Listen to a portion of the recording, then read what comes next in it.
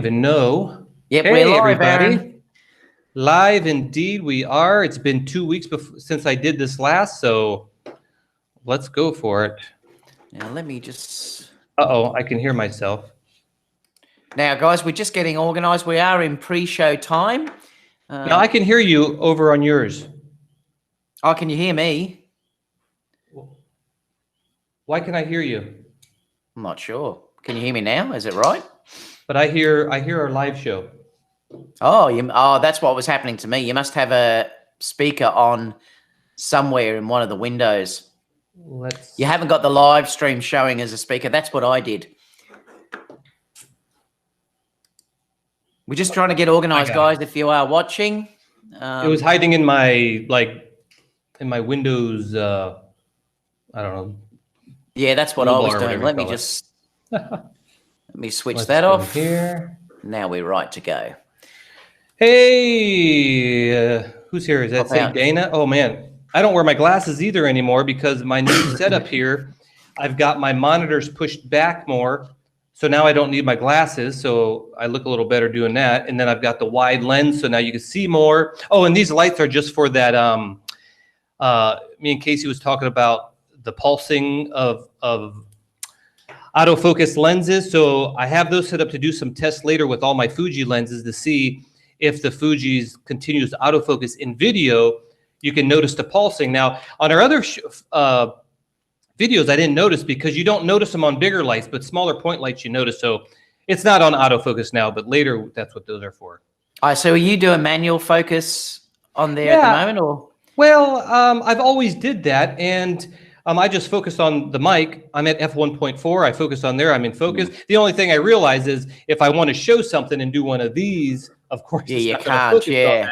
But even if the Fuji does pulse a little bit, once you don't have those point lights, I don't think you can tell anyway, so I'll probably go back to manual focus. But as of right now, I didn't want it pulsing while we're doing this live in case it does, and so it's so we've got later. Dana's here. G'day, Dana. Hey, Gilbert, how you doing? Ginger's here. Barry is saying good morning. Barry's saying and Aaron as well.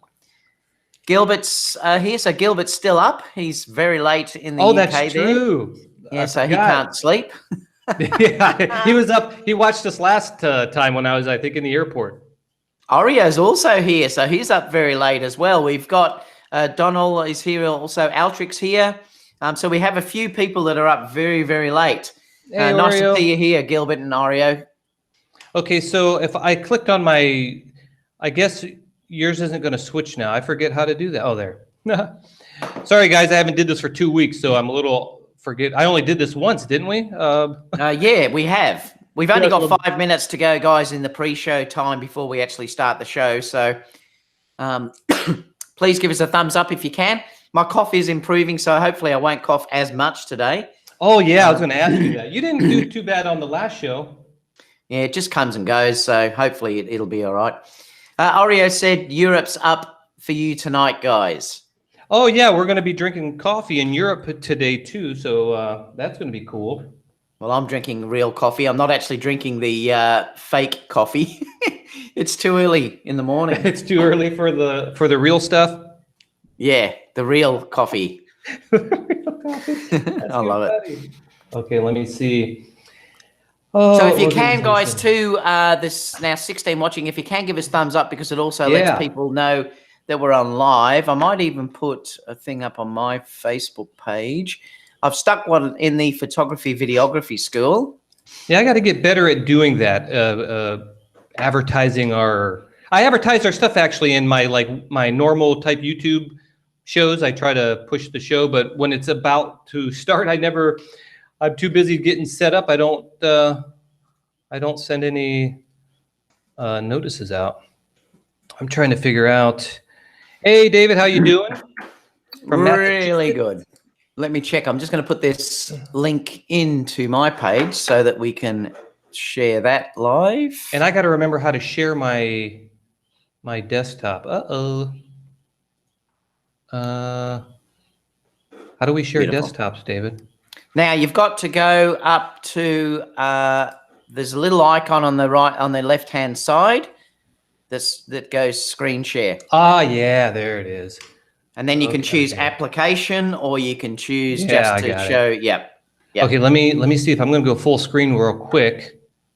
And I got to go start screen share, and then I can freeze it. Oh, present to everyone. Okay, now I remember. So now we've got the video, photography and videography school up there. Okay, cool. And we stop sharing and back. Okay, cool. Hey guys, thanks for being here so early and supporting us. Who else? Anybody else we got in there? Anybody new popped up? David has popped in from Massachusetts. Yep, David. And Thomas is also saying greetings, guys. Size 10 souls. Tell David how good the Fuji colors are around. Well, we're going to have a big discussion about. Oh, they are good. I must say. In the main story today, so stay tuned for that. Really interested to see how Aaron is going with his switch over. Mm-hmm. So we've got about 2-3 minutes to go, guys. And I'm looking at, you put some new stories up. You'll have to cover those. I didn't get a chance to check those out. Yeah, there's a couple of stories which are going to be interesting that, I mean, we can talk about it now, but we won't actually show the things. There's one where it's talking about that 70% of press photographers are still using digital SLRs, yes. And also one of the worst jobs in the USA. The photographers were named that, so we're going to have a discussion about those, which should be interesting. And then we've got some other great stories as well about hardware and things that are going to coming up as well. So stay tuned, guys. It's going to be a really interesting show. Oreo saying, how's the Gerald. 105? We're going to talk about the 105 a little later as well. Yep, we're going to talk about that, Oreo. Just a sneak peek. I'll absolutely love it, but I'll talk to you about it a little bit later on. Hey, David, are you going to write down the show times? Yes, I will. I've already started that, so I'm going to start that as the second we start the show. I'll put the timer in, so you don't have to worry about that. Boy, this is wide. Look at that. Look how wide this is. It's just so wide. Look at that. So what lens are you using? Wow. The 24? Right now, 24 millimeter equivalent, but it's a 16 millimeter f1.4 at f1.4. Hence, you get a little bit of the blur back there, but not too much. If I was trying to get, I was actually trying to put the 50 millimeter on here equivalent and push it back to get more of a blurry background type of thing, but it was just so tight you couldn't see the beautiful lighting. And I think the 24 millimeter works absolutely perfect because right on the edge here is the door to my hallway, and I didn't want to have that in there. And then over here, there's like a wall, like right here that I'm touching, and it's like perfect. So 24 millimeters. So you're 12. So that's equivalent to a 35, the same as what I'm using. This one is a 16 millimeter. Oh, okay. With the equivalent of a 24 millimeter. Oh, okay. Yep. And it's f1.4, which is an f. What is that? Probably about an f2 or something, is it, or a f1.8 or no? It'd be probably an f2. f2. Yep, f2 because f1.2 is the f1.8. So yep. It always confuses people because it still lets the same amount of light in, and that's what people have to understand. The light is still the same. It's still a 1.4 coming in. It's just that the depth of field appears differently, and that's the difference. But don't get confused. It's still a 1.4 lens that's actually on there. Yeah. All right. Well, we better start the show, Aaron, because it's time. So I'm going to say, what are we on? We're on 7:19. Hey, Casper.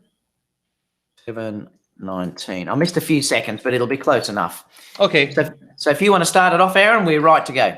Hey, everybody. Aaron J. Anderson here with Behind the Photo with our other beautiful host, David Oastler. Welcome to the show. We got some good news today for you. If you haven't watched us before, what we do is we go over photography news. We also, I show a photo and basically give you my behind the photo or my mind on taking that photo. And then David will show a photo and do the same. We also hosted on my channel Tuesday at 8. And then the next week, it's on David Oastler's channel at the same time. Now that's it's really hard and confusing to keep track because he's in Australia, but when I say 8 o'clock, I'm talking about like the Eastern Pacific Standard Time of the United States. And yeah, we all sit in here, people chat about this. If you're watching this after the live broadcast. I encourage you to come back later and watch it live so we can interact with you. Also, give this video a thumbs up if you're watching. Subscribe to my channel and David's channel. We not only do we do the show, but we do other really cool videos besides the show. So subscribe to both of us there and give us some thumbs up every time you watch a video. And yeah, that's about it. Before we go on, I just want to talk about this. This is for any of you. Oh, let me share it. I don't know how to share it again. I'm going to share. Oh, there we go. Boop. This right here is a. Can you guys see that? Yeah. This is basically David Oastler started a Facebook page called Photography and Videography School Group, and we encourage you guys all to come over here and join it, because we take good pride in our team getting rid of all the people that are basically mean or that are, you know, just basically bad-mouthing people with their photography. So come over here. You could show links to your work. You can show your photos. It doesn't have to be Sony or Fuji or Panasonic. It can be any camera. You can ask questions, and we keep a really good eye on this stuff, so you can be pretty rest assured that you're going to get some good answers and not some, you know, what does David call them? What do you call those? Prima donnas over here? Prima donnas, trolls. Trolls thinking they know everything and bad-mouthing your work and all that stuff. So, yeah, come on over there, and we would love to have you. And that's about it, David. Here we go to David. How are you doing today, David?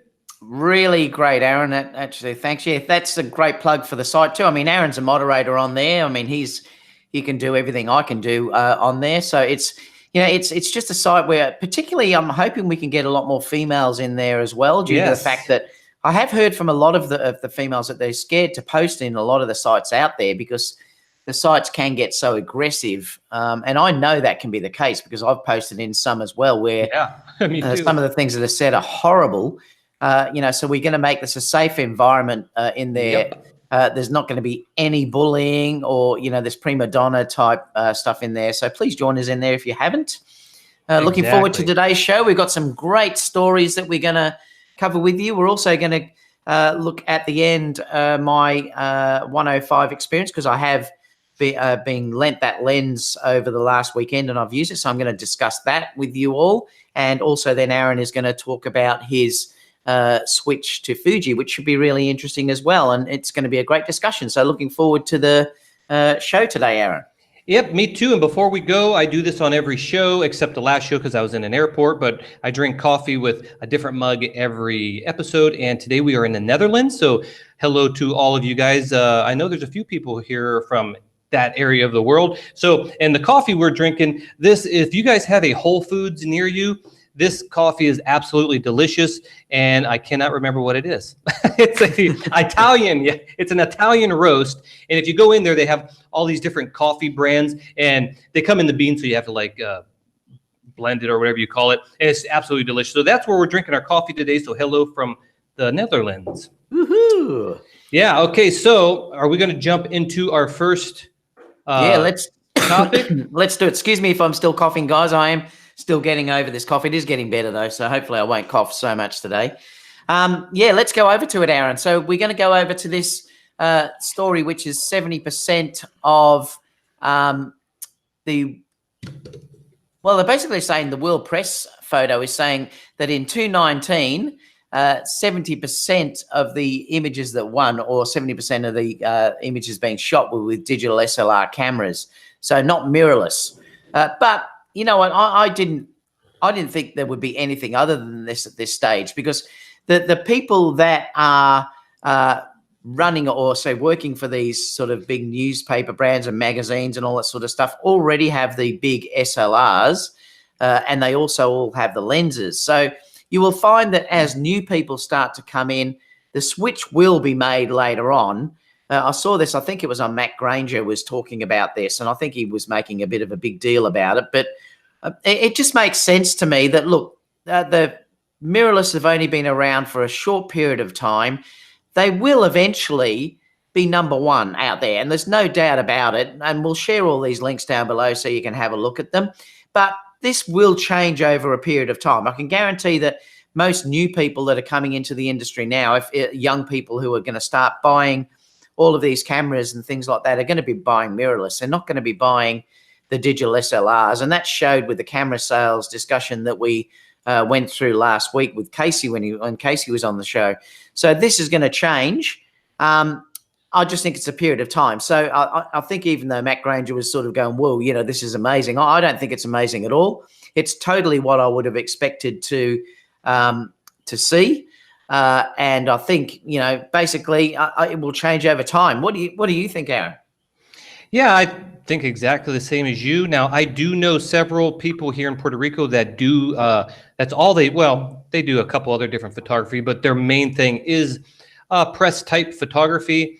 A lot of them just get paid through the government and do governmental type work. And yeah, they all still have old DSLR cameras, actually, not even new ones. So, you know, they're going to have to buy new cameras at some point because they're just going to wear out or whatever. And then once that happens, yeah, they'll probably hear, you know, they probably already heard how amazing mirrorless is and how light it is and how small the packages can be. And a lot of them, when buying a new camera, will switch. And you know, yeah, you're not shocked by the news. I'm not shocked by it either. But every time I see someone that I know with like an old Canon 5D or Nikon D, whatever, I can't remember all the models, I'm just kind of shocked, like, man, they've never upgraded yet. And when you think about it, it kind of goes along with, I might be making a video that I won't even say it yet, but do you really need to buy a camera every year? Well, apparently not, because you see all these people using these, you know,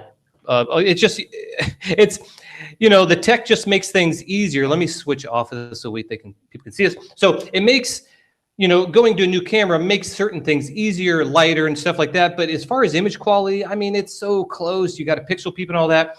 And these guys who are doing this type press work are completely happy with their cameras. I did a runway shoot, it was like last year already, and it was me using the Sony A7 III and two other guys next to me, and one of them was about my age, another one was an older guy, and they had like old DSLR cameras, you know. So I was like, wow, man, they still have those. So yeah, it's kind of a thing, you know, but when they need to buy new ones, there's a good chance they're going to go with the mirrorless.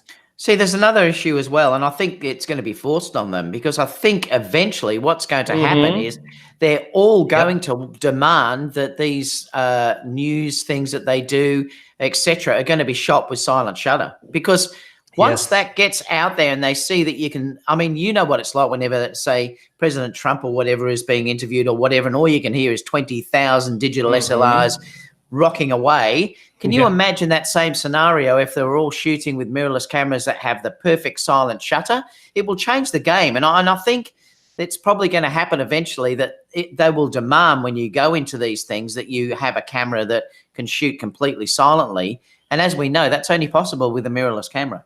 Yeah, silent shutter. I didn't even say that, but that, like, the A9 is probably the best camera right now if you want to shoot with a silent shutter.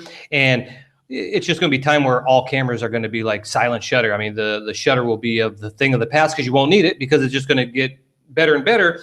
And I mean, yeah, can you imagine just those news conferences and you don't hear nothing and you're thinking all that? So yeah, it's going to be just forced upon them. For one, DSLRs will be like the older SLR cameras. It's really hard to get. It's just, it's not worth getting anymore type thing. So I do agree with that. Cool. Let's see, someone, yes, Holland does have some nice coffee shops there, Gilbert. Are doing the show in 1080. My feed is showing 720p. I don't know. I should be in everything here should be 1920 by 1080. Yeah, I noticed last week though, and it must be a YouTube thing, because I noticed last week that I think our show came up as 720p, and it must be what YouTube determines it's going to be. Yeah, because everything here in my studio is set up for 1080, so I'm not sure about that, Rule Brooks.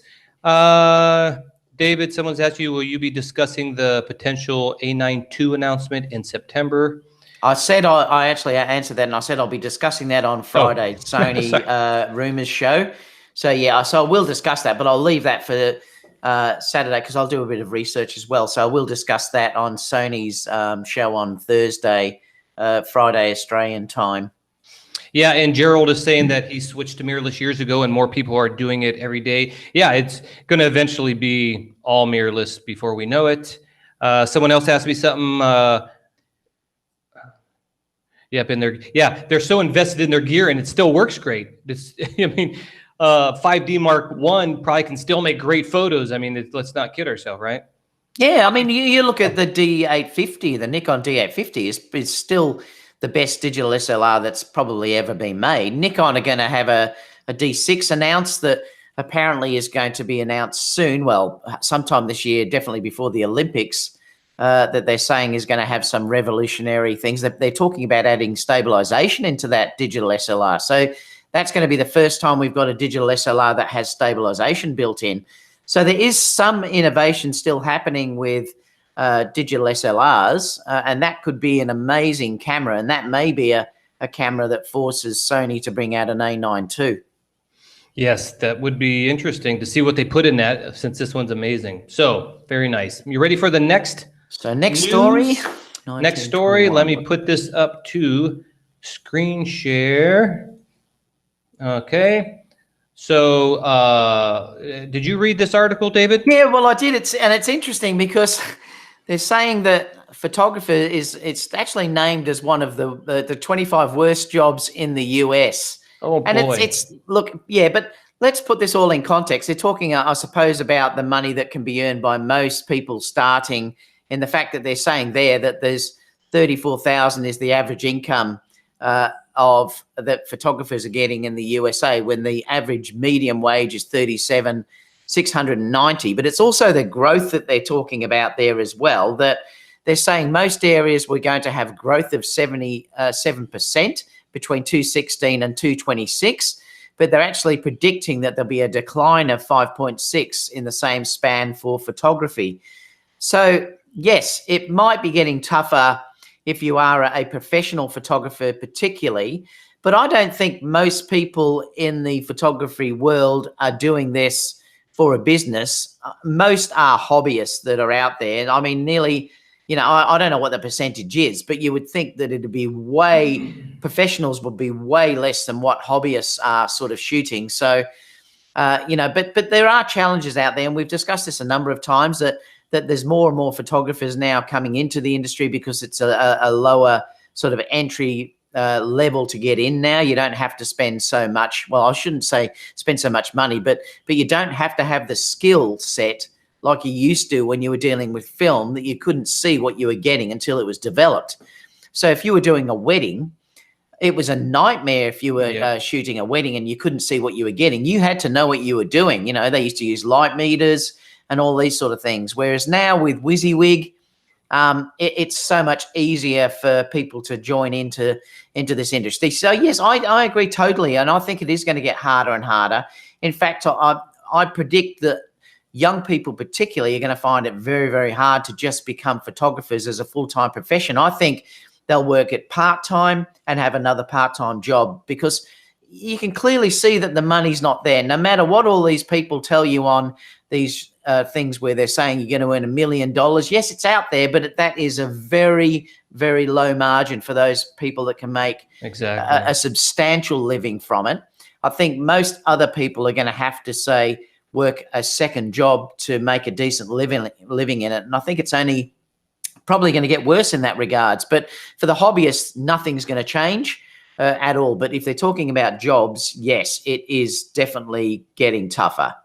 Yep, it's definitely getting tougher. Oh, go ahead, David. No, I was also going to say, I mentioned this in the photography videography school as well, and a lot of people were saying that the actual earnings that they were earning in Europe from weddings had dropped basically 70%. So, you know, what they could charge from 12 months ago was 70% down. So that shows you how much it has changed now. And even I've seen the difference, and I've been doing weddings a long, long time, and I think my work is beautiful, but even I'm finding now that people are shopping more on cost rather than the beauty of the art. Yep. And that's the problem. People are accepting less.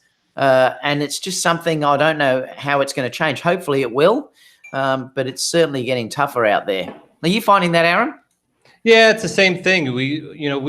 every couple of shows we have something about this, and we clearly see on all different types of scenarios or different subjects of the the wages going down for photography. I would just have to say, at least you're not a taxi driver, and if you are, you might want to become a photographer, because that's going down a lot too.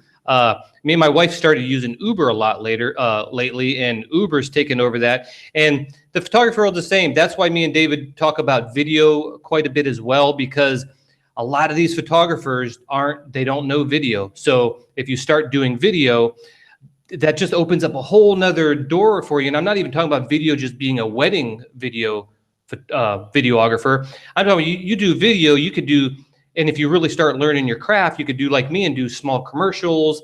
And I mean, I worked on international TV show just because I knew video and the opportunity was there and I took it. If I was only a photographer, I would have never had that opportunity. And that opened a whole bunch of doors for me as far as my video is concerned. So just start learning video, or if you want to do photography and try to find something maybe other than weddings right now. If you're a wedding photographer, try to find other genres. And I know it's tough when you're like when you have a job, but maybe you don't like the job or whatever. It's always hard to look for another one. But I would just start looking at other types of photography as well. I do tons of jewelry photography for a web page, and I did food photography for other companies. I did a video commercial for food photography. So just start looking around like that, and I think you'd be okay. So it's not like any job that has to do with the camera is going down. It's just maybe the weddings I might be getting hurt the most, because it seems to be the easiest to get into maybe. What do you think, David? Yeah, I totally agree. And that's one reason why I switched over so much to video. And that does now give me a point of difference. And I've sort of said to my subscribers all along that, you have to learn that side of it. If you don't do it, and Trevor just said it, he said in the future, there won't be any photographers who don't offer video services. These people will go out of business. And I keep saying to people, and I don't know if a lot of people don't listen, but the young generation, this is going to be your future clients. You've only got to look at what they put on Instagram. Now, they don't do much in Facebook, but you look on Instagram, it's all about IGTV. It's all about moving images and the still images, and they're changing everything. So if you think that you can just going to be a still photographer in the future, I think you're kidding yourself. That market is going to dry up like crazy. They're going to want to hire you for a wedding photographer if you can do the video and the stills at the same time. That's going to be where the future is going to be. And that's why, hybrid cameras are so important. Trevor also said that I second shot a wedding with a Rolleiflex and Vivitar manual flash. In those days, you couldn't fake anything. The barrier to entry now is way lower. And that's the thing, it's way, way lower. But I still think, because I've learned both and I'm still learning the video side of things, it helps if you're a good photographer, because then you do know about lighting and you can transfer over. The same if you're a videographer as well. So the things do cross over into one another, but there's certainly video is harder in the aspect of you've got to think about things moving, and you have to think about the lighting constantly and the audio, multiple camera angles, which you don't have to deal with still images. So that's why it's a lot sort of safer in that everyone hasn't jumped into that yet, because it is still a lot harder than just say bringing in a photo into Photoshop, editing it. It's much harder to say have to go into Final Cut and worry about frame rates and slowing things down and doing edits and things like that. It is much harder. Like I said, I do both, and I'm still learning audio correctly, and there's so much in it. Well, think about this too. When you do video, however many hours of footage you get, you have to go through just about that many hours of footage, because a photo, you can just like flip through it real quick, pinch to zoom or whatever you do. I do it on an iPad, but if you're on there, zoom in. Oh, that's not sharp. Go to the next one. It's so quick. But video, you got to sit there and play it back and make sure like, oh, no, that didn't. And just playing the footage back takes a whole long time. So, yeah. I would seriously start getting into video, guys, if you want my opinion. It's fun. It's great. There is a lot to learn. Now, I started photography when I was 16. When I moved here to Puerto Rico 11 years ago, I got into video and did that predominantly. And the switchover was pretty easy because I already knew about shadows and lighting and soft light and hard light and all that type of stuff. But I just had to add in the movement part, and you can't use your shutter speed now and stuff like that. So, yep, definitely get into that before the photography completely. And the other thing too is because we're moving so far into now continuous lighting for photographers. Yeah. Like I said, the shift is not anywhere near as hard as what it used to be, where we never use continuous lighting. I use continuous lighting all the time now, and I'm using it for the video and the stills at the same time. And, you know, and that's probably the way that it's going to go in the future. You know, like I said, well, I think we probably will eventually go more and more towards the continuous lighting rather than the flash, particularly when we, you know, get these better shutters and better low light sensors that will come out over a period of time. So it's not that hard to switch over. The hard part for me really was really learning how to get good audio and you know, how to switch between multiple cameras and to use gimbals and things like that, instead of just picking up one camera and a flash and then doing the shot. And I know that's what I've got. Well, then now I've got to consider, I've got to sync that audio from here. You know, I've got to have a backup of that audio in case if that audio fails. I've got to have another camera angle in case if one camera angle gets restricted. These are all different things that you've got to consider when you start to get into video. And I can tell you, I've done both, and I think video is much, I shouldn't say much harder, but it's definitely harder to learn than what the photography is. That doesn't mean photography is easy. It's not, because to do it well, it does take an awful lot of practice. But like I said, I think you need to broaden your horizons and do both. Yep, and Trevor basically is saying the same thing as us, is it's not easy at all, and it isn't. There's a big learning curve to it, but you might as well start. Just like look at, I love continuous light. I only do flashes because I need the extra power, or it's just I don't have my flasher, but it's so small to take with me, I could put it in my bag. But I would love to just set up a photo shoot like you see here using continuous light and have someone pose, and I can just see where the shadows are immediately. That would be my preferred way, but I'm still waiting for LEDs to get a little brighter, I guess, or smaller. I know they're smaller, but then the light source, and I don't know. I'm still working on continuous light for photography. Okay. The thing too is, before we finish with that too, that I was going to say that the other thing is too, with photography, it's very forgiving, and this is the thing, like, and that's a relief, because if you do, and sometimes I've been saved by the RAW in Lightroom, that I can recover it so much that if I've underexposed or made a mistake, I can recover. The video, you can't do that. And this is why video, you have to be so much more critical with exposure and things like that, unless you're using RAW video. But who can really be using RAW, because the file sizes are that ridiculous that, you know, they're that hard to manipulate on most normal machines. But Aaron, you've got to nail exposure with video. Yes, that's so. I'm glad you brought that up. I'm glad I have you here, David, because that's such the most important part. When I take a photo and it's a raw photo, I can also clone stamp out things like so easy. I can add to stuff. I mean, there's so much you can do with just that one photo that's so like basic. But when it comes to video, clone stamping something out, you have to track the video now. So now you got to learn how to do tracking, and you need After Effects or Mocha or some other program to track the footage. And that, I mean, tell me about it. You know, you have a photo and, you know, you got a beautiful shot, but there's just that one person like looking in the back, like, oh man, that's the shot, and that guy ruined it. Just clone stamp out. If that was a video and you're filming, you know, anybody, an actress or an actor or a model or something, and you've got that, man, it's like, it's a bummer trying to clone stamp that out from video. And same with exposure. That's why actually, I actually did a video on why I use zebra stripes in my photography, because I was so used to using zebra in video that I just translated that over to photos, and I was just capturing like perfectly exposed shots, photography shots, like immediately. So yeah, exposure is one of those things. And like you said, raw video, oh man, yeah, I shot raw for a little while on the Blackmagic cameras, and the files were just so huge. And in the end, it just wasn't worth it, except for that white balance. I don't know if you mentioned white balance. No, shooting a photo, you could just keep it in auto white balance just to get some nice JPEGs coming off of your camera and then showing clients or whatever.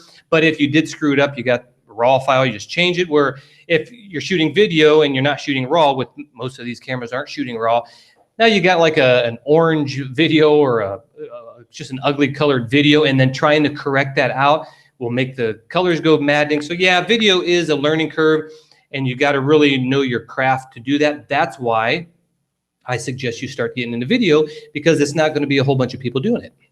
And the other thing I'd like to finish up on it was that when I first started doing it, I hated it because I was using the Panasonic GH5 and I had to manually focus everything. And I just hated it due to the fact that, I know you're used to that, Aaron, but you've done more film than I have. But I say that again. Sorry, repeat. I was talking about I hated it when I first went in due to the fact that I had the GH5 and I had to manually focus everything because the autofocus just wasn't good enough.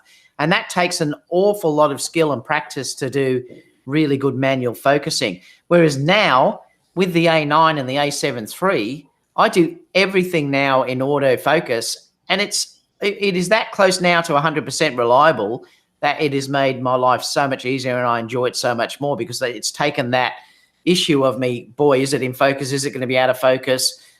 You know, and it has changed the way that I think now when I'm doing video. Yeah, that's the other thing, focusing. Now for me, I would still be like, if I'm going to do like a commercial or a film where we've got a storyboard, we know our points, an actor is going to sit here, then he's going to get up and walk over there and sit over there. We'll do the focus pulls and points and all that, focus points and where they're going.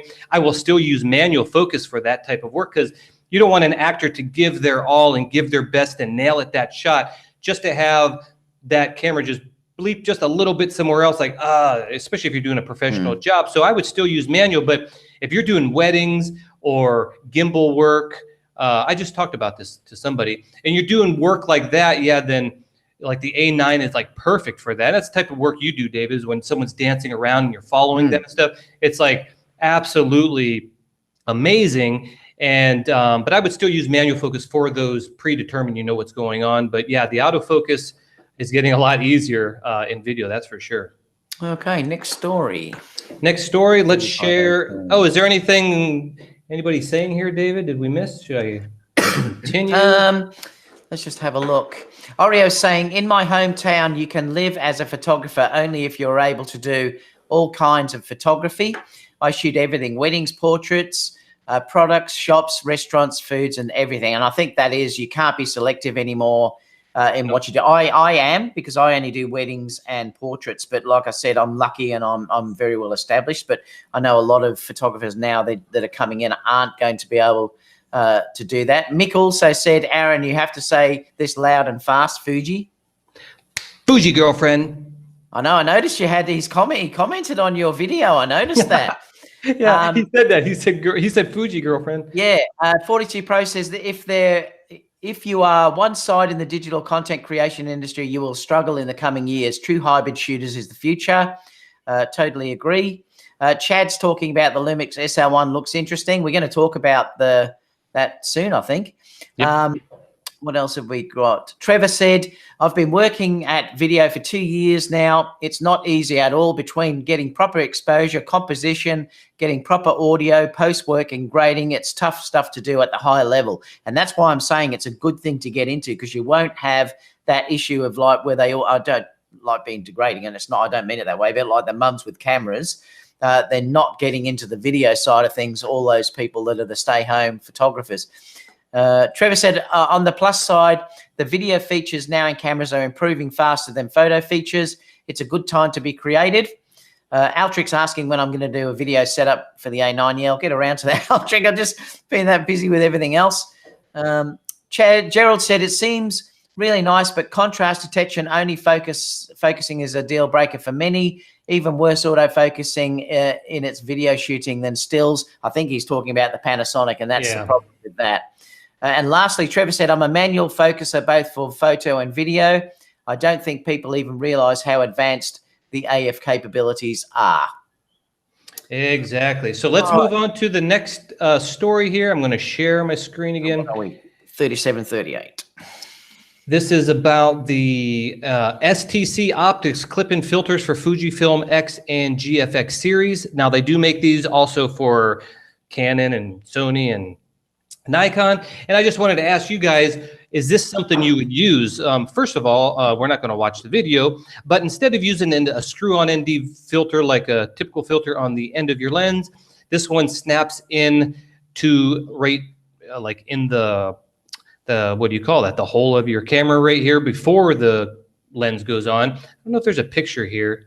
They don't show a picture, but you guys kind of know what I'm talking about here. This little filter here snaps into right in front of the sensor, basically. So then you could put any lens on there, and it's going to have the ND filter, of course, applied because it's right there. You don't need to buy different filters or size filters or step down rings and fiddle with all that. Now, they do have those zoom magnetic filter things that go on the front of your camera so you can magnetically take them on and off, but this seems like a pretty cool option. However, my look at this is if you are, let's say you're going to do a film and you storyboarded it and it takes place, I don't know, just anywhere, outside somewhere, and the storyboard calls for, you know, a sunny day scene and it's sunny out and you get your gear out and you put one of these things on in your camera next to your sensor, and then now you can switch out any lens and you're going to be pretty good to go. However, what if the weather changes a little bit that day and you don't have the budget or the means to,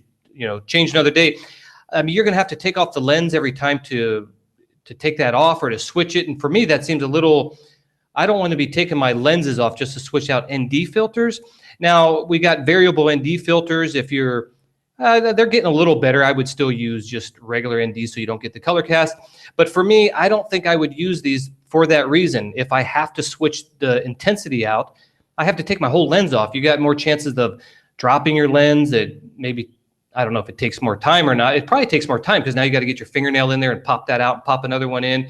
And I just think that's a little sluggish and slow unless you're doing very easy scenes and you're out filming something, just whatever. But that's my take on that. What do you think, David? Yeah, I've had a look at a couple of these, but look, there's some issues I've heard online about them breaking. Also, light leaking was another one where the light was coming in off the edges. The only thing that worries me about these particularly is how much it affects the focusing, because sometimes when I'm using NDs, particularly the darker ones, I have to take off the ND, get the focus, and then I do use the magnetic ones, and then I'll clip the ND back on, and I know it's focused.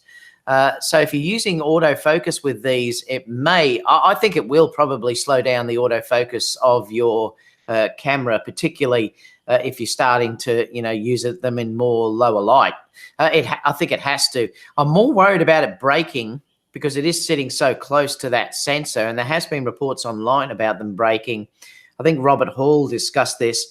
I wasn't sure though whether Robert had been paid or something, I don't know, but because he was very glowing about it. But then there was all these other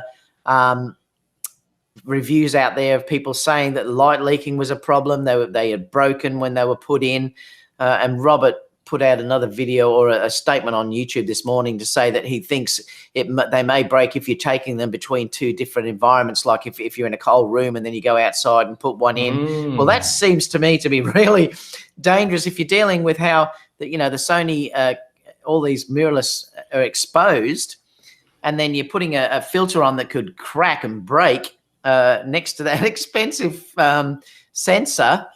Oh, I don't know now. Even not worrying about the sensor so much because there's that glass element on the sensor. What if you got if it breaks and you got, I haven't heard about the breakage, but if that's true, what if you get little pieces in your shutter mechanism? This might be good for someone who does a specific job in a certain situation where maybe the lighting is almost always the same or something, and it's just like a one-time thing. If it doesn't have light leaks, if it has light leaks, forget it. But maybe put it and forget it type of, I don't know what photography that might be, but maybe someone out there it would be good for. But then you would think, why not just put a filter on the front? Now, when you do put filters on the front of your lenses, I don't know if I made a video of this years ago or not, but when I used to use ND filters, just the circular ones that you screw on there, I got a lot of ghosting on certain shots. And you don't want to, I was doing a short film clandestine and we got some ghosting. So I just said, forget it. And what ghosting is when the light comes in through the filter, it actually reflects off of your physical lens, glass element lens of your lens, and then reflects back on the back of the filter. And so if it's photography, it might just look like a little ghost lens flare or something. But when it's in video and you see this this thing floating around because you're moving a little bit, it just completely ruins the shot. So this could be good for those types of purposes. You're not going to get any of that reflection. So there are some things people don't think about, but I don't know. I would probably just, I just don't think I would deal with all of the changing out that if I wanted to change the strength of it. So what do you guys think? Leave some comments here. Also, before we keep going, if we don't answer your question here after the show, or you're watching this after the live show, leave comments in the description, because then we got all day tomorrow and throughout the weeks to answer those questions, maybe even more thoroughly. So leave some questions down there. So yeah, so you pretty much agree with me on that one, David, huh? Yeah, I was also going to say, I think that's where Canon is genius with what they've done with their new lens, where you can stick the ND into the lens. You know, that's probably a much better solution than what these sort of filters type of ones are. I'm just happy at this stage just using the NDs. It doesn't mean that I won't try one of those filters, but at this stage I'm just happy with using the NDs. The ProMaster ones I use don't seem to leave any casts and give a lovely result. So yeah, they're getting pretty good. I would probably, in this day of my filming, I would probably just go with a variable ND filter. I've used them before. They're easy. If it's ghosting, I'll just take it off and find some other ways to do it. Plus, yeah, I was going to say too, Aaron, if you're having trouble focusing, you just put it up to its minimum and then you can focus and then turn it back again. Yeah, that's true. So you can see it. The other thing I was going to say is someone, I don't know if I dreamt this or thought about it or they actually have this. I cannot remember, but it was an idea I had, or I saw this. And I can't remember. I tried to look for it. And I couldn't find it. You know what a speed booster is? Well, I don't know if this actually exists, but anyways, I was thinking of or seeing a speed booster without the glass elements, just that like that mechanism, that like a adapter, speed booster type adapter with a little door on it, and you put the ND filters in there and close it. There is one. Like, okay, yeah, there is a filter like that. Yeah. Yeah, so I would, it's kind of like the Canon lens and the essence that you talked about, so I remembered that. And I would probably I'd rather use that than this, because you put that on the outside of your camera and maybe you don't have too much issues like this would cause, and you don't have to take your lens off to change the strength or whatever. So I'd probably be a little more look into that. But circular and variable NDs are very convenient. The future is going to be I think the electronic NDs. I think that's probably where it's going to go eventually, built into camera.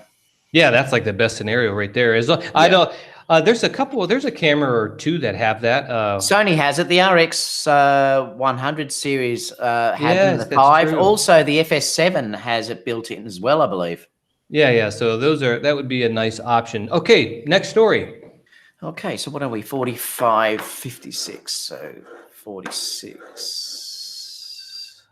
I keep forgetting to present this to everyone. Okay, so this here is I don't know if you guys ever heard of Zacuto. And since I was doing a lot of video, I dealt with Zacuto products a lot and read a lot of reviews on those back in the day. And I just wanted to ask you guys, do you guys still see the use or the need for using a mirrorless type DSLR camera? Do you see any need for these electronic viewfinders anymore, being that most of people watching this are probably using, Sony cameras and basically any DSLR type mirrorless camera that has an electronic viewfinder on it? These were predominantly used when I first started out with Canon cameras that were not mirrorless, trying to view the back of a screen, because of course there's no viewfinder. It's just see through the glasses. You can't see what's going on there. You would just use like a generic loop or whatever they would call those, that would go snap on the back of the screen itself with a certain magnification. That way you're physically looking at the back of your LCD screen, which is now what you see is what you get in a sense. And those were pretty good. But now with the electronic EVFs that come with most of the cameras today, is this something you would ever use anymore? And this is basically, if you guys don't know what this is an electronic viewfinder that hooks through the HDMI port on your camera, allowing you to have probably better image quality than the typical EVF, especially on the Sony a7 III isn't all that great, but I didn't find it to be an issue that I would need something like this. And just wanted to ask you guys now, more serious videographers would probably use this depending on the camera, but I was just asking you guys if something you would still use today. I just don't find me very interested in this, even for my video work. What do you think, David? Yeah, well, it's more, isn't it, if you're dealing with big rigs where you can't get your eye up to, you know, the viewfinder itself. That's probably where you'd start to use one of these. This will be a real niche market. I mean, I used to have the little ones you popped on the back of my Nikons. I can't with the little magnet frame. The light loopy things, whatever they're called. I used to have them all the time because I did like to look at them in sunlight due to the fact it didn't have the UVF. This is going to be a real niche market as time moves forward. I think they'll always be there due to the fact if you're dealing with rigs that you have to have your eye somehow get to see what the image is, particularly if you're pulling manual focus and stuff. You're going to need something, but it'll be a real niche market, particularly when you look at the price was what, nearly 2,000, wasn't it, for that? It's a lot. Yeah, they've always been expensive, and they were kind of needed before. And why I brought this up is because I had a comment on one of my older videos asking me why I still don't use those, and it's like today with an EVF on all my cameras, I hate having things. If there's anything I'm going to hook up to my camera, it's probably going to be an actual screen, you know, not that thing. So I just thought I'd throw that out there. Maybe I'm rare at not needing that anymore. But that guy kind of, through his comment, kind of seemed like I was kind of one of the rare ones not needing this anymore for my video work. But I don't know. I mean, you're really better off to just use a Ninja or something like that, you know, that you can just pinch to zoom if you need to for your focusing, whatever you need to do. I suppose if you're dealing in really bright conditions.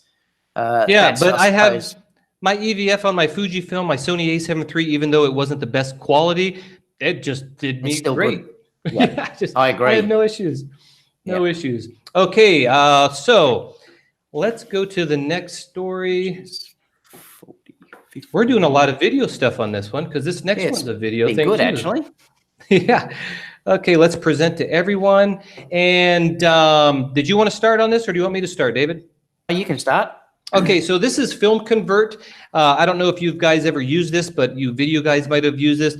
This is basically a program that you can bring in your footage from your camera, and this you can actually tell this program what camera you're using, and these people at FilmConvert basically know the color science of your camera in the different film logs or Rec 709 or whatever is your color of choice here, or your flavor. And you could tell this camera, hey, I got a Fuji X-T3 and I'm using the F-Log or whatever they call it in the Fuji. And then you can add different looks to it. And it actually is pretty good. So it's kind of like a lookup table or a LUT, but it comes with like pre-colored type things. Of course, you can adjust it and all that. And I just wanted to put this out there that they got a new one called Nitrate. Now, I haven't used film looks or anything for a long time. I love to color grade. I feel like I spent a lot of years perfecting my colorist skills, and I just love to do it myself. So I haven't ever used this. I used it. They used to have it free for a short time, and I used it. And it's just like kind of like when you're doing photography, when you're just adding a preset on it. And I'm just not into presets, but I just wanted to know how many of you guys are into this, and also just wanted to let you guys know there is a new one out, the next generation film look conversion. So David, have you ever used this on any of your videos, or do you just kind of color grade as you go? Or well, I use Color Finale, which is a plugin that goes into Final Cut. I use that to do that, but they just brought out another one that I purchased the other day, and I can't remember what it was called. And it does very, very similar things. And seems to be really powerful on matching cinema grading and things like that. And you can sort of re-engineer the grading by looking at it. And then this program actually matches other videos that have been produced, and you can create that look as well. That I must have a look at that too. I just haven't had time to sort of look at it. I haven't even opened it, to be honest, but I have paid for it. But yeah, so it is something that, I'm interested in doing. A lot of the time, it's just me grading the stuff through Final Cut and just using Color Finale to get the look that I like.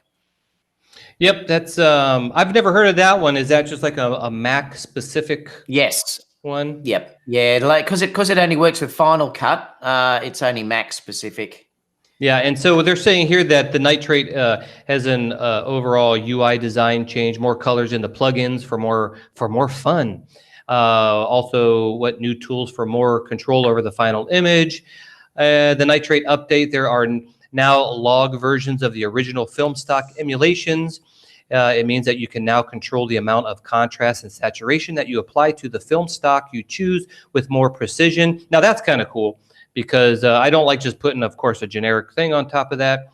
And then finally, FilmConvert Nitrate now uses a full log image processing pipeline like DaVinci Resolve. That's what I use. I use DaVinci Resolve myself. So the entire dynamic range of your footage is preserved throughout the grading process. So any of you guys that use this and love it, it looks like this could be a pretty good upgrade. It's going to allow you to tweak it more and get it the way you want.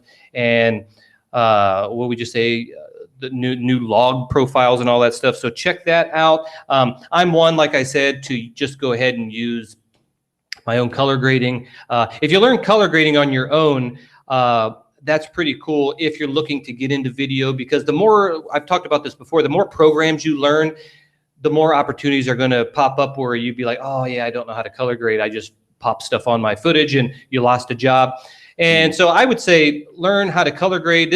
I think you can just start from scratch on this program, but I would say go with DaVinci Resolve because that's a free program and it's super powerful, and that's what Hollywood uses. Not every studio uses that, but a lot do. So I would say learn that. That way you just have more options to get jobs later. Cool. Next is, let's see, let's do another screen share. Okay. Now, someone just asked about, I always forget to present to everyone. So someone in the chat was just asking, hey, what do you guys think about the Panasonic S1? Well, here's the title for you. Is Panasonic S1 going to be a flop? I saw this right before I came on here, so I didn't get to read on what this guy's outlook or take on the Panasonic. However, I can say just what I feel, because a lot of people always ask me this still, because I've been such a big Panasonic user.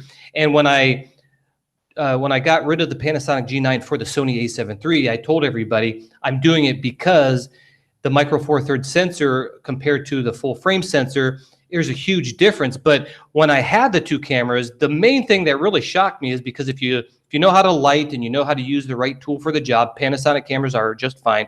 But when I found out about the Sony a7 III is that autofocus, man. That autofocus was so good that I think that became more important than just having the full frame, in my opinion. And so when the Panasonic said they're coming out with a full frame, and people said, why aren't you going with that because you love Panasonic so much? It really came down to that autofocus. S1 is still using the same autofocus that they had on all their other Panasonics, and it's just so, man, lackluster. When I hold up even the Fuji X-T3 or the Sony a7 III, even in photography, I can just hold the camera down to the street and point it up to my model, and it does an eye autofocus, and I don't have to do anything. I don't have to move the box around, and on the Panasonics, you still got to do that. So personally for me, is it going to be a flop? Well, it's a flop for me because it's bigger. I guess the lenses are more expensive and the autofocus is the same. So for me, it's a flop. I don't know if it will be or not. What do you think about this, David? Yeah, I think it probably will be as well. Look, I mean, apparently the video coming out of this is superb. I mean, it does give superb video, and you'd expect that from Panasonic. The problem is that it's so expensive to get into this system compared to other brands that are out there. I mean, I know now there's third-party lenses coming out that'll make it more cheaper, but it's still quite expensive. I mean, luckily Sigma, I think, have started to develop lenses for it, so it will certainly help. But yeah, it's the autofocus has put me off this really, and also why they didn't put a flip around screen like they have on the GH5. I couldn't understand either. But yeah, I mean, I think it's not. Initially, I thought, wow, this is going to push Sony, but I don't really think. No, it has. Yeah, and I don't know. I'm not sure how it's going to go, to be honest. The price alone, I think, will put a lot of people off. Well, see, that was me. That's what I told people when they were my Panasonic subscribers. Is it's the price, it's the size, it's the expense, it's the autofocus, and they took the flippy screen away. So I mean, hello. I would just go with my Panasonic G9 really, and just light my scenes like I've always done and got good images out of it, opposed to going to a bigger, more expensive camera with no flip screen and all that other stuff. And flip screens aren't the end all be all for me. I can do without, which I have done. But all those other things together, it's just a flop in my opinion. Now, if you are going to do some serious video work, and you're going to be doing that manual focus, as I just mentioned before, if I'm going to do a movie or a short film, I'm going to be using manual focus, then maybe it's not such a big issue if you want that really nice video quality. But I'll tell you something, the X-T3 video quality is super. So that just, even makes it more, this Panasonic, even less attractive to me, even for video work. Yeah. So, yep, there's my take on the S1. Lovely. Okay, right, so is just your photo now that you're going to show. My photo. Let's see how I can do this. How do I do that? Let's go to, I guess I share the screen again. And then you go application. Yeah. Well, I can't choose an application. I'll have to go full frame. Or full screen. We'll just go full screen. I'll figure it out later. You guys can see it anyways, I believe. Yeah, that's fine. Okay, so here's my photo that I'm going to tell you guys how I got. This in particular was done with the Fuji X-T3, and I'm showing it because it's the new camera that I've got. And also, I just came from New York, so what better to show than a photo from there. Now, this wasn't a too technical situation. I like to show photos that I'm using flash and stuff because it's a little more technical. But the main thing about this camera, this shot was, it literally, this isn't, joking around. I saw the weather is, we plan this a month in advance. We always plan our shoots with our color. You can see my wife here, who did an amazing job. We matched her colors with the scenery. I'm very big on that. So we got this all set up. And when we were looking at the weather, it was raining every day. And by the time we got there, we were like, yay, it's not raining. Let's do the photo shoot tomorrow. So we did this, and the winds were literally 40 miles an hour constant. I mean, it was so windy. I've never shot in that high winds before. It was absolutely ridiculous. I had my flash with me. I was going to do behind the scenes video to do for my YouTube channel, and that just all went to heck because nothing would stand on. I could barely stand up. When I was walking, it blew my feet literally one in front of the other. It was so windy. And you can see here, I said, you know what? This was actually a pose that I wanted to do. My wife posed before we left. I said, that's a perfect pose. We're going to do that. But she actually had to hold her hair. I mean, it was just crazy. So I wanted to talk about situations when you can plan your shots perfect, but David mentioned this before, that you never know how the weather's going to turn out. So you really got to know your gear, because I could not use flash and I really wanted to. So the lighting was all different. And so basically how I did this was, right behind this photo, like behind me, was a mall. I said, just go stay in the mall, because her hair was getting wind blown and she spent a good time getting it done. And so I went out there and I found, because we'd never been at this area, so I went out looking for the spot first while she's in cover. And when I went, I took some photos. I found out what lens I was going to use. And so I predetermined where I was going to shoot so that when she came out, she doesn't have to stand in the wind blown. And that's basically how we did it. So I set up the scene. When I went back in, I said, hey, let's work on the pose inside the mall. Let's nail the pose here. So once we go out there, we don't have to stand in this 40-mile-an-hour wind. And so basically, she's standing on a little ledge, actually, because if she would have stood on the ground, we wouldn't have seen the flowers and the top of this cool looking structure. So she was balancing on this little beam of a wall here at the same time holding her hair. But I planned it before we got out in the wind, and I had to kind of direct her because of the lighting. I wasn't going to use the flash. So although this wasn't a technical explanation, just learn your gear, learn and be prepared not to be able to use your flash if that's what you rely on. And because the X-T3 has pretty good dynamic range, as you can see in here. So I had to actually expose, just like I did with my Sony a7 III. I had to expose for the background because I hate blowing out the background. I just don't like it. That's not my style. So I had to expose for the background kind of midway through, and expose for her, and try to get it to where I know I can bring back the highlights and bring up the shadows in post without ruining the image too much.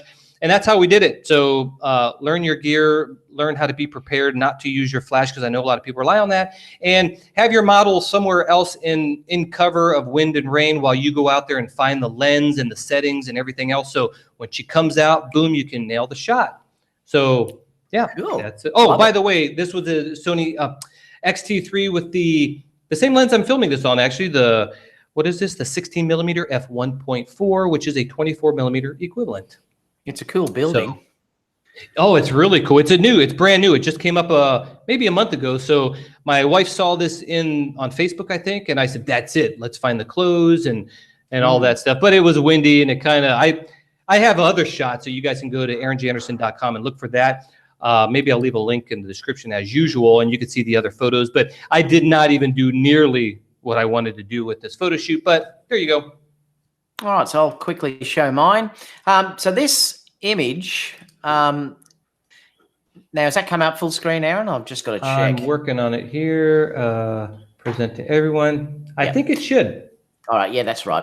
So yeah, so this image was one I shot with a 105 on the weekend. I wanted to test out how it went at 1.4. So I was using the 105 on the A9, and I wanted to shoot it at 1.4. And I looked across the street and I saw this beautiful shaft. This is just before the sun was setting at the end of the day.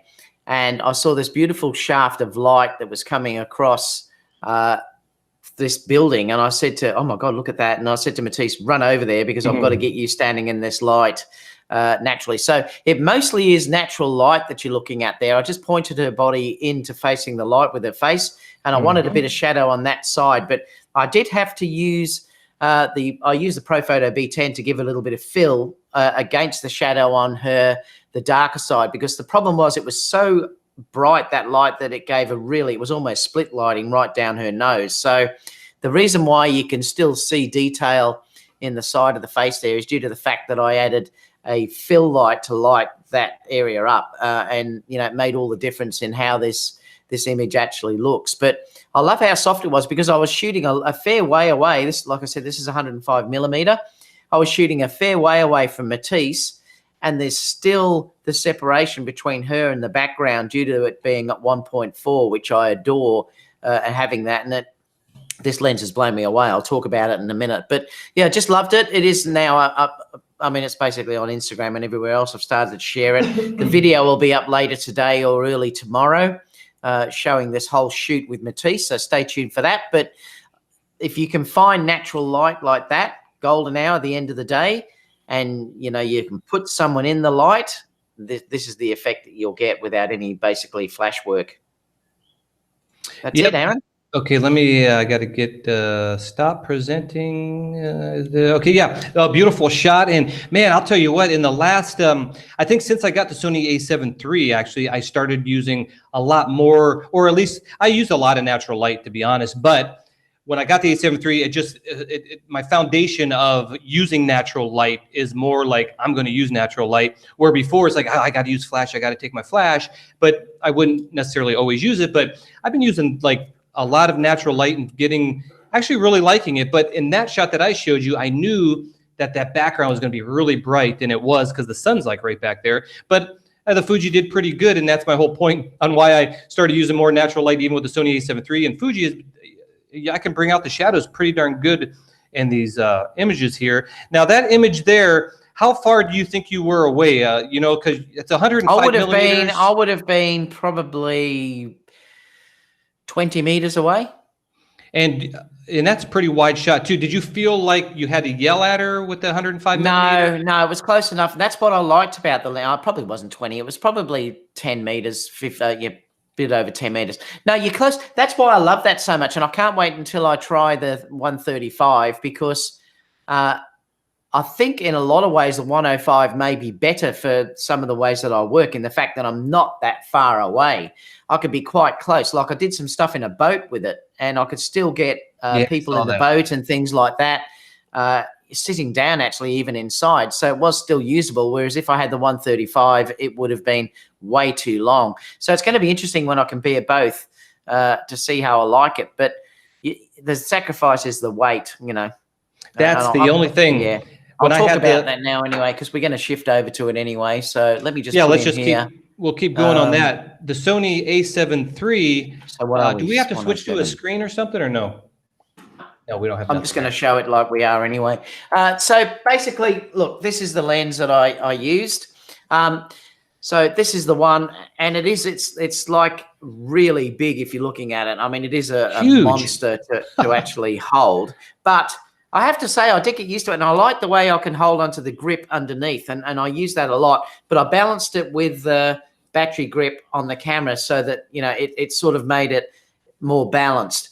But I don't like carrying around big weight at all. But boy, did this change my mind after I did this shoot, because the results, and like, wait till you see the video, the results I was getting from that lens are probably the nicest images I've ever seen. And like, I haven't used a 135 yet, but they're the nicest that I've ever seen. It is so sharp, it's ridiculous. I mean, it is really ridiculous how sharp this lens is, even at 1.4. But the separation that you can get is just stunning. And it's like I said, even there where I could shoot at 1.4 and get the separation with Matisse there as well. Aaron said he noticed he had a friend that used one and there was a bit of issues with backlighting. I did some at the end, which I had very, very harsh backlighting. It wasn't as good as when I was using it in normal lighting or stuff. So there was a penalty there, but it still got me enough shots even with harsh backlighting. And I'll show that in the video. It's probably going to be a second video where it still worked better than I ever thought it would do. But boy, is that lens ridiculously sharp. And it focused just like a native lens. And I'm very tempted to, you know, the thing is, I've pre-ordered the Sony 135 and I'm now almost not sure what I want to do. And I might make up my mind once I get the Sigma 135, because I'm almost tempted to buy the 105, the Sigma 135, because it's not going to cost me that much more than getting the Sony 135. And the reason why I'm thinking that is because this will be incredible to get out of a bag and take a point of difference in a wedding or something like that. And I can tell you the looks that I've seen from it, it really does have that wow factor. And I can work in tighter spaces than I can with what the 135 may be. So it may be, and I still haven't decided yet, it might be that I go the 105 and the 135 and not get the Sony 135, or I might just get the Sony 135 and then I won't be getting either one of those. But I'll make up my decision once I've tried the Sigma 135. So work in progress.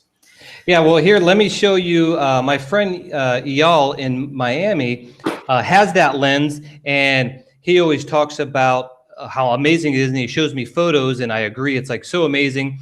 But for me, it's so heavy, I just know I wouldn't use it. And I'm going to do a video on Fuji lenses and talk about the size of lenses and all that. But it's just so good that he says it's worth keeping that lens because it's just so good. And here's a little shot, like, if you guys never see, let's see. That's the kind of look you're getting with this lens. It's just so unreal sharp.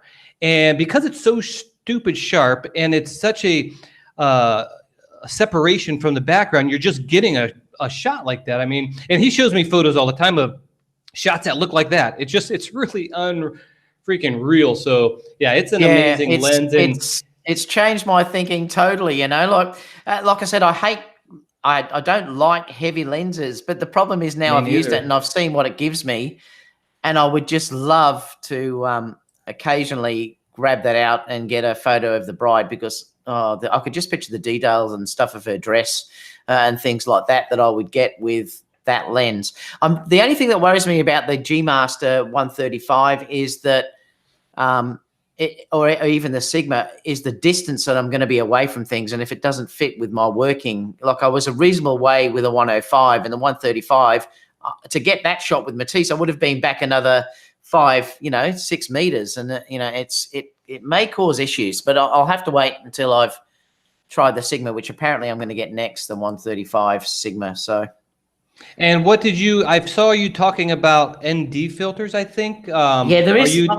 Apparently there is one that's available for it, but they're really expensive. But look, I'm probably never ever going to put an ND on that anyway, and I'm not going to be using it for video, Aaron. It's too big and too heavy. It would just be a lens that I'd pull out for the different shot that I would use just occasionally, where I really want that unbelievable separation and the sharpness that you get on the face and whatever you're dealing, because it's probably the sharpest lens I've ever used, and I've got like the Batis 85 and a lot of Sony lenses, and this is probably the fastest lens, the sharpest lens that I've ever used, that was rock solid. I mean, I was using this in the boat, and the boat was bouncing around and carrying around, and I was shooting away with the A9, and I got probably 90% of keepers with the tracking with the A9 with that massive lens. And I couldn't believe it. I thought this is a real test for it, and it was amazing. Yeah, that's really amazing. Now, one thing like we just talked about is the backlighting. Now, I've heard other people say, but my friend Eyal from Miami says that the backlighting is really bad on his, that it really frustrates him. So I don't know if like I think the shots he's doing is like when the sun is literally like right behind, like in the frame type of shots, where I think the boating shot might have not been quite like that. So I'm not sure. But here's the thing is I can't stand big and heavy lenses. I travel all the time. There's just no way I would have that. But the lens is so good. It's one of those things, like I know how you feel, that it's just that good. And the reason why he's probably just putting up with the backlighting, because it's really that good of a lens. So the other issue with me is long lenses. Like you said, the 135, and that's my thing. The longer, the bigger, and the heavier they get, the more I just don't use them. And when I have a lens that big and heavy in my bag, it's like I'm not taking it out. Why am I bringing that with me? So that's always my issue too. But yeah, that lens is just absolutely superb. Yeah, and it may be that I didn't have the backlighting issue as much due to the fact that I was using the A9. I mean, that could have been. Look, there were some that were out of focus, but overall, I was pretty amazed, and it worked way better than what I thought it would.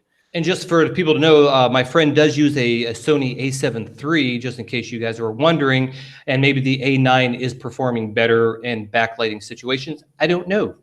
Yep. So now, Aaron, we're going to have a discussion about your switch to Fuji before we just open up a quick Q&A. Let me just, I think I did put that in there. What time are we on? 1 hour 15. Yeah, we're running a little late, so I won't go too much into it, but I will say I do have a video briefly explaining why I now have two Fuji cameras opposed to my Sony a7 III. And for any of you that's new to this, which you probably already know or seen the video, but really quick, I love the Sony a7 III. I had no issues with it. Only two issues if I had a nitpick would be the viewfinder wasn't as good as my Panasonic G9 that I switched to, which is known to have a really good viewfinder, and it's not as good as the Fuji X-T3, but although that would never be a reason for me to switch from the Sony a7 III, it worked great. And of course, the little focus, what do you call that? The focus marker is gray. I just don't know why they don't switch it, because there'd be so many times with the Sony where it would move somewhere, somehow, whatever, and I would say, why aren't what's going on? Oh, the focus points over here. That's it. That's the only issues I had with the Sony, and those aren't the reasons why I switched. The reason why I switched is because I love the usability of Panasonic cameras, but that autofocus thing was the big killer for me. Dual card slots is another big thing that I need, and the Sony a7 III had all that, but the Fujifilm has that feeling of the usability factor that I loved about the Panasonic, so much so that I like the Fuji even better than the Panasonic. Never looked at Panasonic because it didn't quite have those video features that I want. But with the X-T3, it has the mic in, audio out, dual card slots, eye autofocus. It comes really close to the Sony a7 III for how I shoot and what I shoot. So one of my subscribers was very kind to give me an X-T3, and I kept eyeballing the X-T3 because of that usability factor, but I wouldn't give up the Sony a7 III for it. But since it was given to me, the X-T3, and then I had both of them, I was like, oh my gosh, I really love the Panasonic. So I did some tests. I find out that, hey, the X-T3 is so usable for me. and I just kept grabbing the X-T3, and you can say, well, it's because it's the new camera, but I just fell in love with it immediately. And I know, coming from Panasonic, leaving Panasonic and always going back to Panasonic, that feeling I got. And that's how I got with the X-T3 over the Sony a7 III. And that's why I switched. And basically, I don't like having two systems, because someone said, you know, I would keep the Sony a7 III and the X-T3, but I just can't. I'm a very minimalist, and there's just no way I want to keep lenses for this system, lenses for that system. And when I pick up one and then pick up another, it's like, oh, I forget. It's just a mess for me. So that's why I then got another X-T3 to replace the Sony a7 III. And, you know, people do get a little upset when you switch cameras out. There's really no reason to get upset, because my photography, my work has nothing, it will not ruin yours at all. And yours will not change the way I shoot. So, you know, just find the camera that really works for you. We've all heard that a million times, and that's just the way I feel about the X-T3. I love to use it. It's fun, and I'll be doing more tests. But what I will say is, right off the bat, is the Sony a7 III, in all respect, will give you better ISO performance in low light, will give you better image quality. That's what it is. It will give you better battery life. But it's so close to how I shoot, I go with that. And the autofocus on the Sony a7 III, even with the new firmware update on the X-T3 and the new firmware update on the Sony a7 III, the Sony a7 III still is better in autofocus, continuous autofocus, than the Fuji. But the stuff I shoot, that eye autofocus still works great for me. So that's my main reasons why I switched. There's a whole lot I don't know about the Fuji, and the lenses. I already talked about this in the video, but the lenses, I had no idea they were like that good. I mean, they're so good. So that's why I switched, guys. Leave some comments if you disagree with me or agree with me or whatever. Let me know what you think. No, I agree with you. I mean, I can't see any issue at all, really. I mean, I keep thinking, when on earth are Sony going to release their new cameras? You know, they keep mucking around. Well, I shouldn't say they're mucking around, but we just don't get anything. And you've got to think that if you're talking about video, the X-T3 is way ahead of anything that Sony have got at this stage. And that's really something you've got to consider. Yeah, if you don't do a lot of video and you have a Sony a7 III, it's like, why on earth would you go with the X-T3? But I do a lot of video too. I haven't did a lot. I don't do as much as I used to, but the video is so great. You're watching it now. I mean, it's all been crapped out by YouTube by this point. But yeah, it's just really good. The battery life, I said, on the Sony is better too. But with the battery grip for longer shoots, I had no issues. It seemed like it went on forever. If you don't like battery grips and you want long battery life, Sony a7 III is probably best for you. But yeah, I love the Fuji system, and I'm happy that I switched. Yeah. Can't complain about that. And like I said, it doesn't change the way you shoot. Art is still art. Exactly. You know? I don't care. I don't really care, as long as you know your gear. That's another comments I get is someone commented like, oh, I took my X-T3 to a birthday party and it gave me shit photos. I'm like, well, you're using the wrong camera for the wrong job. You should use, I mean, let me tell you, I used a Sony a7 III in low light situation before, and they were pretty crappy as well. It's because I'm pushing it far beyond its limit, which that person was probably 2 at a party. I mean, learn to use a little bit of a bounce flash or something, or take your Sony a7 III if you had one in the bag, I guess. I don't know, but yeah, I'm loving the Fuji, guys, and I don't think we should go any further. Is anything else to say? Oh, questions and comments. Q and answers, yeah, because we're getting a little late, and I got to get going. 1 hour 21, 1:21. So let's quickly just go through Q&A before we start. It's quite funny. Casper's not believing that I've got a that I've ordered a G Master. Well, I have, Casper. Why can't he? He doesn't believe me because I said it's still 6 weeks away, and that's what I was told the other day. So he says he doesn't believe it unless I show him my receipt. I've got the receipt on the screen, but I'm not going to show you. It's there. Trust me, Casper. He doesn't believe me. We love you, Casper. Trevor said, I'm using Resolve 16. It's quite unlike Final Cut Pro. It's even quite different from Resolve 15. It's a huge upgrade. It is. I'm liking it a lot. What else?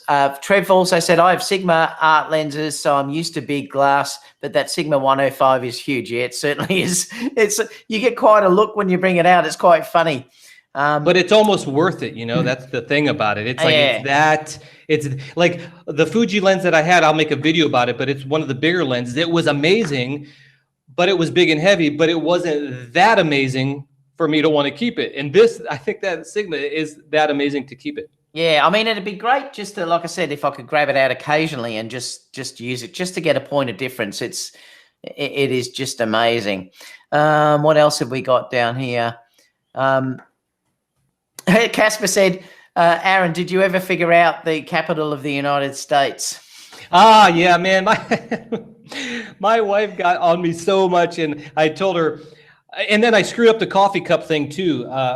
You know, I forget. Oh, I said it was in Germany, and someone said, "Hey, you know, not to be rude or nothing, but that wasn't in Germany." I'm like, "Oh my gosh, I don't know my geography." So yeah, my wife really got on me on that, and it's so funny because when I'm doing these live shows, I can't even read the chat because I'm doing all this stuff. And you said something about it. I said, I don't know, get a map. And boy, that was the worst thing I could have said. But I do know. Gerald said, David Oastler, will you wait for the A7000 or A7S III or switch to Fuji for 4K 60? No, I am still waiting, Gerald, due to the fact I'm like, Aaron, I don't want to have two systems. I try and avoid that at all costs because it's very, very hard doing what I'm doing if I have to be switching different menus and things like that. But I'm telling you, my patience is starting to wear.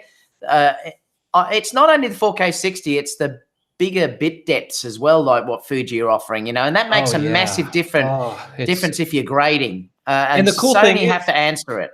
Yeah, the thing is, well, sorry, you're getting that in camera too with this, or get even better outsourcing it to an external recorder. And that's the other thing is I was really eyeballing the X-T3 for a while I had the Sony A7 III. I even joked with my friend from Miami that I think I might go back to the Panasonic G9.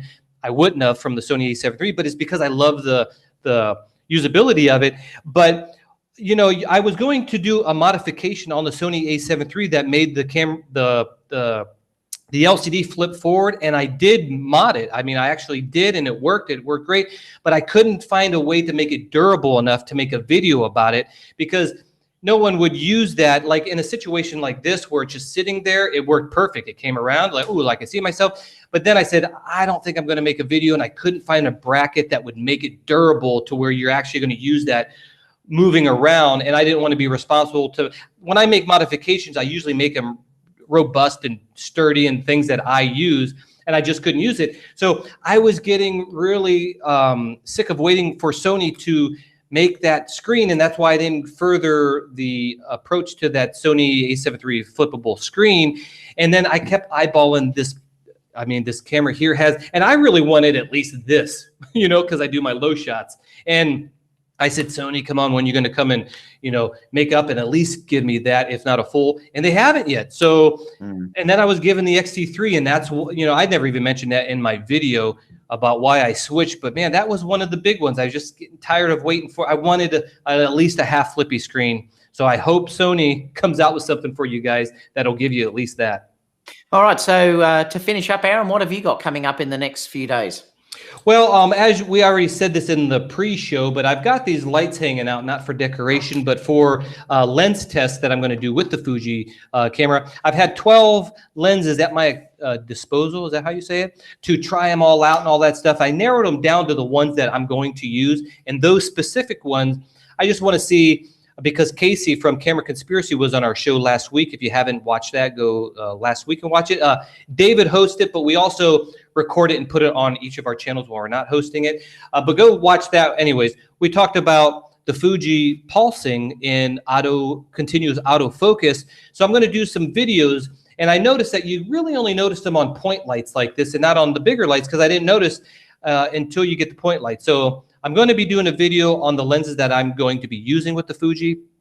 On autofocus, I'm going to do a lens, tell you what lenses I'm using. And then I'm going to start doing some Fuji videos on focus stacking and other little things that I do on a daily basis. So stay tuned for that. Cool. I've got the video for the 105 coming up later today or early tomorrow, so stay tuned for that. And then I'll also do another one on with backlighting, sort of some severe sort of heavy light in the evening. So stay tuned for that. And I've obviously got it for 2 weeks, so I'll be doing as much testing as I can. I want to also use it with the Sony a7 III just to see if there's much of a difference running it with that. So stay tuned for that. Apart from that, I will see everyone on Friday for my live Sony Alpha News and Rumors. Well, it's Thursday for you guys in the US, but it's Friday here in Australia. Yeah, so please give us some thumbs up, subscribe to our channel. It's a really easy thing to do. I mean, just hit that subscribe button before you leave and hit that thumbs up button. It just helps us out because, you know, we're doing YouTube videos, and some people, some have had a few criticizing me like, oh, you're just trying to self-promote yourself. Well, duh. I mean, I'm on YouTube. I'm not here to do it by myself. I want to make a community of people with like-mindedness. So subscribe to my channel. Go over to David Oastler's channel. Subscribe to him as well. Thanks for standing by here. Leave some comments in the recorded show as well, and we will talk to you next time, guys. Thanks for hanging out. See you later, everyone. Catch you in the next show. Bye, everyone.